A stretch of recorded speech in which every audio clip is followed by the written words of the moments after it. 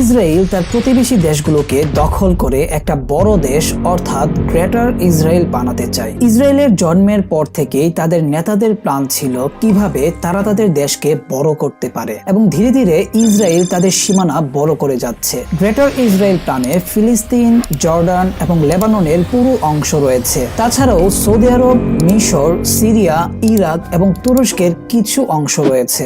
Zionism বা ইহুদিবাদের প্রতিষ্ঠাতা Theodore হার্জেল নীল নদী থেকে শুরু করে ফোরাত নদী পর্যন্ত এলাকাকে ইহুদিদের এলাকা বলে মনে করত। এই গ্রেটার ইসরায়েল কনসেপ্টের জন্যই ইসরায়েল তার প্রতিবেশী দেশগুলোতে আক্রমণ করার সুযোগ খুঁজতে থাকে। এই পুরো প্ল্যানের মাস্টারমাইন্ড হচ্ছে আমেরিকা এবং ইসরায়েলের মাধ্যমেই আমেরিকা মধ্যপ্রাচ্যে তাদের আধিপত্য বজায় রাখতে চায়। কিন্তু বর্তমানে ইরান ইসরায়েল এবং আমেরিকার জন্য সবচেয়ে বড় বাধা হয়ে দাঁড়িয়েছে। আপনার কি মনে হয় ইরান কি পারবে তাদের পরিকল্পনা নস্যাৎ করতে? কমেন্ট করে আমাকে জানান তো।